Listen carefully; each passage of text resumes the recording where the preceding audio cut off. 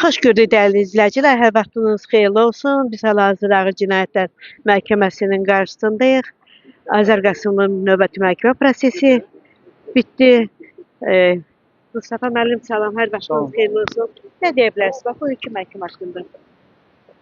Bugün Azər Qasımlının işi üzrə məhkəmə yekunlaşması gözlənilirdi. Daha doğrusu onun son söz deməsi planlaşdırılmışdı. Amma məhkəmə təyin olunan vaxtdan biraz gec başladı. Deməli, ona görə də əlavə də prosedurlar olduğu üçün son sözü yenə də bugün deyə bilmədi. Yəni buna faktiki şərait yaradılmadı. Məhkəmədə vəkil Rövşənə Rəhimli bütün sübutların saxta olduğunu çox populyar şəkildə izah elədi. Verilən ifadələrdə çox saylı ziddiyyətlərin olduğunu, ümumiyyətlə işin bu Ağır Cinayətlər Məhkəməsində baxıla bilməyəcəyini çox qəşəng şəkildə isbat elədi.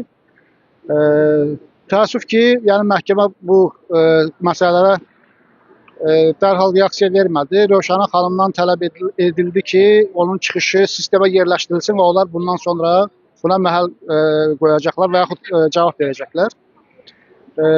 Bir çox məsələləri Azər bəy özü qaldırdı öz replikasında.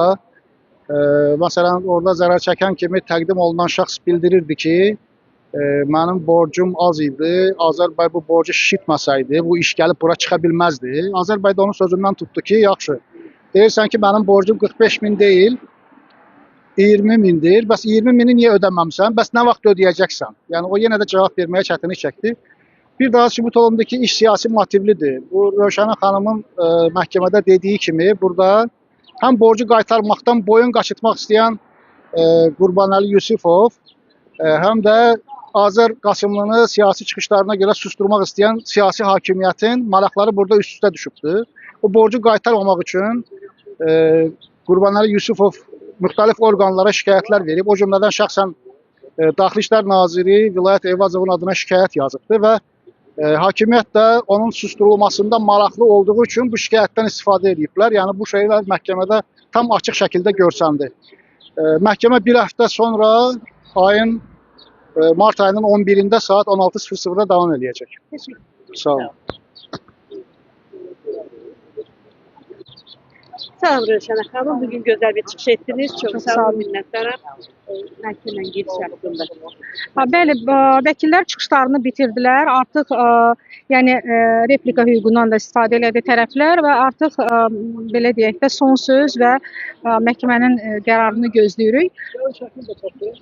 Deməli, biz çıxışımızda bir çox məsələlərə toxunduq. Əsasən də Qurbanəli Yusifov tərəfindən, yəni ki, çıxış edən, ifadə verən şahidlərin ziddiyyətli ifadələri, həmçinin də özünün bir neçə dəfə verdiyi ziddiyyətli ifadələr, izahatlar, ərizələr, haradakı o fərqli yəni məsələlərə toxunur, fərqli məkanlarda qeyd edir, yəni olduğunu qeyd edir, güya ki təhdid olunan zaman.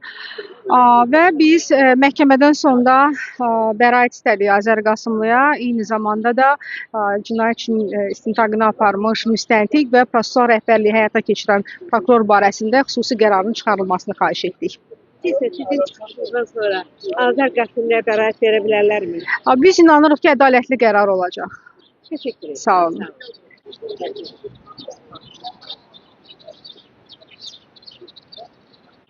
Tanrı xanım, həyat yoldaşınız Azər Qasımlı növbəti məhkəmə prosesi keçirildi. Məhkəmədə nələr olmuşsa, bir də Azər bəy haqqında Qurbanəli Yusifova sual verdi ki, 20 min borcu ha vaxt qaytarsın. Bu haqda qısa məlumat verir. Məsələ burasındadır ki, özünü zərər çəkmiş qismində təqdim edən Qurbanəli Yusifov Azər Qasımlının aldığı, yəni ona vurduğu ziyana baxmayaraq, hətta onu üzünə duraraq, saxta ittihamlarla, hakimiyyətlə əlbir olaraq, üzünə duraraq o borcu da qaytarmaq istəmir və özü də dəfələrlə məhkəmə prosesində deyib ki, mən Azər Qasımdan 2 dəfə 10 min dollar almışam. Ona görə də Azər Qasımlı son olaraq dedi ki, mən bir daha səni heç yerdə görməyəcəm. Mənə burada cavab ver ki, heç olmasa o 20 min dolları nə zaman qaytaracaqsan? Yəni bu sual həmin sual idi. Nə ki qaldı vəkilin çıxışına. Vəkil bir daha bugün son olaraq çıxışında onu göstərdi ki, bir epizodlar üzəri ki, bütün bu proses həqiqətən də yalanlar üzərində qurulub. hər bir ifadədə fərqli-fərqli məkanlar, fərqli-fərqli epizodlar, fərqli-fərqli yalanlar üzərindən göstərilir və məlum oldu ki, adam özü də dedi ki, ikinci dəfə xəlvəti ailə qurubmuş və buna baxmayaraq həm rəqəmlər, təqvim rəqəmləri, həm də ki, bu adamın birinci ailəsindən aldığımız dəqiq məlumatlardan belə məlum oldu ki, həmin illərdə bu Azər Qasımlıya qarşı irəli sürülən ki, ittiham var idi. O məkanda ümumiyyətlə adam olmamışdı. Ola da bilməzdi.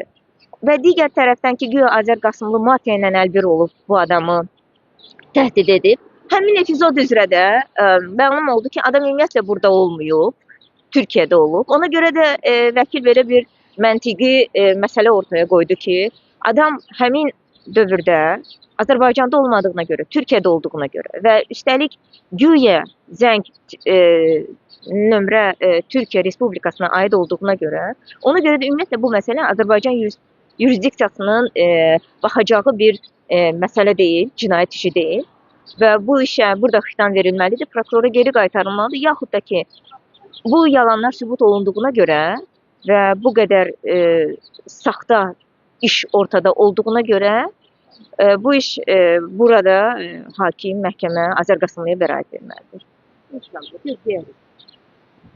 Maraqlıyıq. Təşəkkür edirəm. Sağ olun dəyərli izləyicilər. Növbəti məhkəmə prosesi 11 mart saat 16-ya təyin olundu. İzlədiyiniz üçün təşəkkür edirəm. Paylaşın. Abunə olun.